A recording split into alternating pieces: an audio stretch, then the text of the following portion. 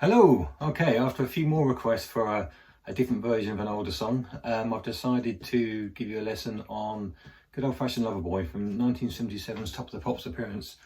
I did this solo on my channel, just playing it about 2 or 3 years ago. Never did a tutorial, so hopefully what's coming up is of use to you. I really like this version. Again, when we do this song live, or when we was playing shows, this is the version I played. I really love the studio version. All the overdubs are fantastic. It's like a little mini orchestra section again from Brian, all the little bits coming in. There's some wah-wah in there and everything. But again, he had to come up with a different version when they played this song live that was for single guitar. And I think this is really good. There's some quite unusual techniques for Brian in here. There's almost like dare I say, a sweep pick from him. Which catches your ear quite nicely.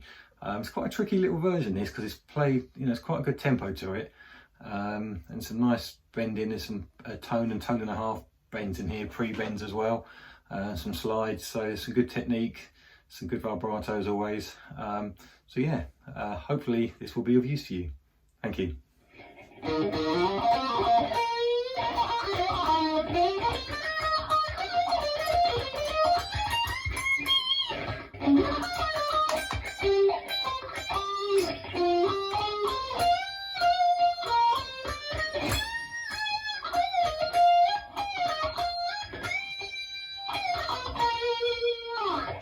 Okay, the 1977 Top of the Pops version of Good Old Fashioned Loverboy guitar solo in the key of E flat.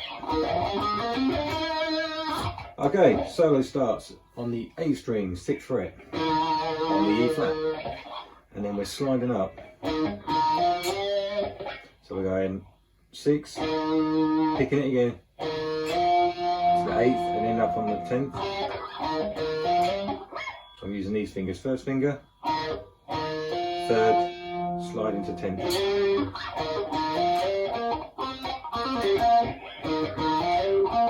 So we're going, then the 8th fret of the D string, and then we're picking it again, and we're doing a little hammer-on pull-off from the 8th to the 10th fret on the D string, down to the 10th of the A string, and finishing on the 8th of the D string. That's the first little section.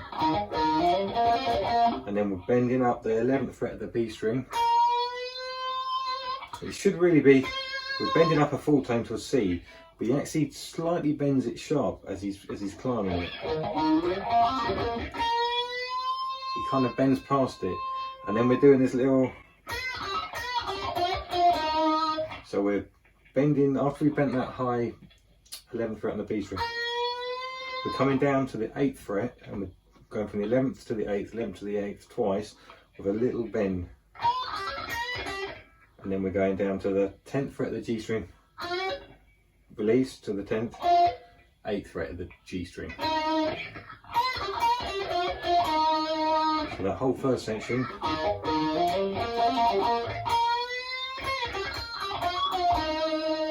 Okay, that's the first section.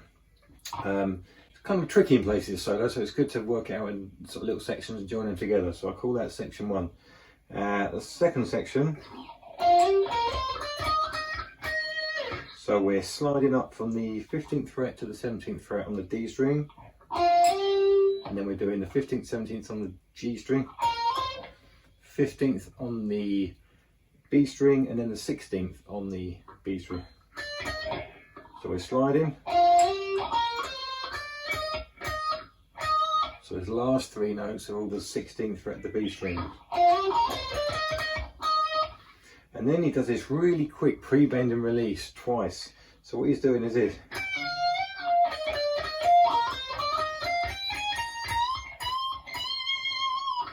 So what we're doing there, we're on the 18th fret of the B string, and we're starting with a little pre-bend. Full bend. So we're almost going like this quickly. We're going, and then we're drawing down to the 16th fret, and then the 15th fret of the B string, then back up, and then we're going down to the 15th of the G string, 17th G string, 15th B, 16th B, 18th B, 15th E,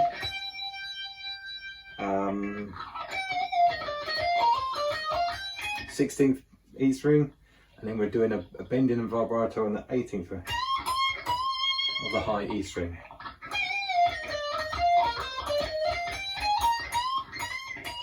So 3 bends and then vibrato on the last.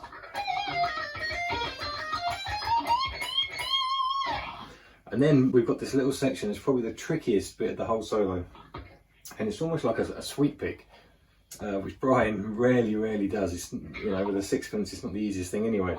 But what you hear him doing, it's almost, the chord underneath the section is C minor.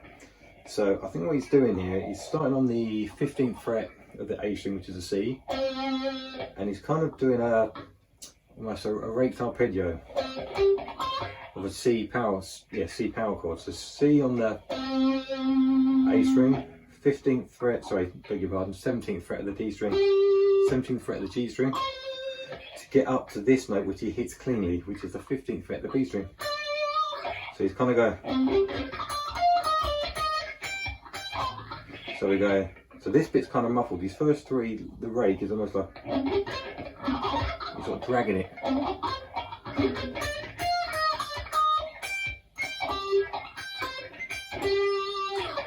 Okay, so after that little rake section,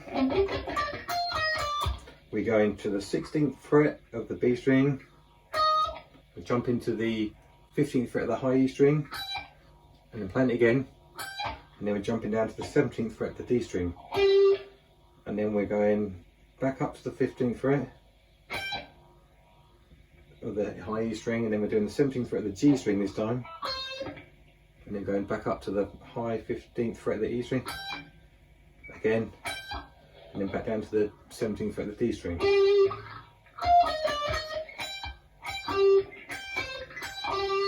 Now this section here, when I first played it, I was playing it wrong. I was playing it too much in time, and if you listen to it, Brian kind of throws you. It catches your ear. What I wanted to play, and probably I've heard it played this way by other people as well, so I'm not the only one. I wouldn't play it too much in time. So what I was doing was this, which is the right notes, but if you listen to it, he actually leaves a slight pregnant pause. So after this,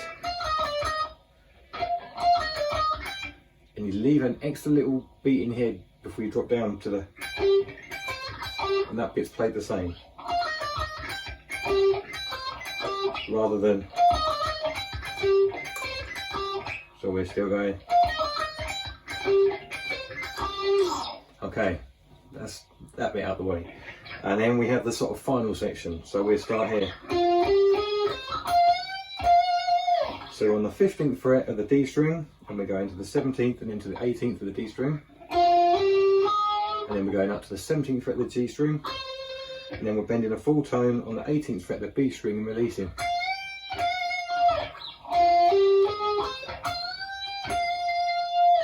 And then the next bit, 15th, 17th fret of the G string, 15th of the B, 16th of the B.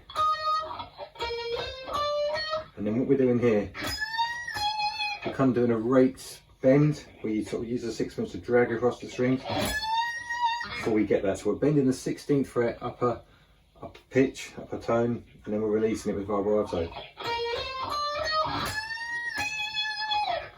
And then the last section starts on the 18th fret of the B string, and we're going. So what we're doing there, we're starting with a pre-bend of a tone, and so we're on the 18th fret, we're bending down, so almost we're imagining the 20th note is our pitch, 20th fret is our pitch. So we're bending down to the 18th, onto the 16th, back up to the 18th, and then we're bending up a pitch and a half. So we'll almost go. So if we wasn't playing the bends, what we'd be kind of pitching would be this. So we do that twice, but with the bends. So it starts off with a tone pre-bend, and then we go back up to a pitch and a half, tone and a half. And then the last note we hold the bent one tone bend, which is that note, the 20th fret, and then we end with a, which is coming down from the bent tone on the 18th fret of the B string, down to the 16th, then the 16th on the G string, and then a 15th on the G string too. And you slide down, and then the sort of third verse comes back in with Freddie on piano. I hope you find that helpful. Thank you.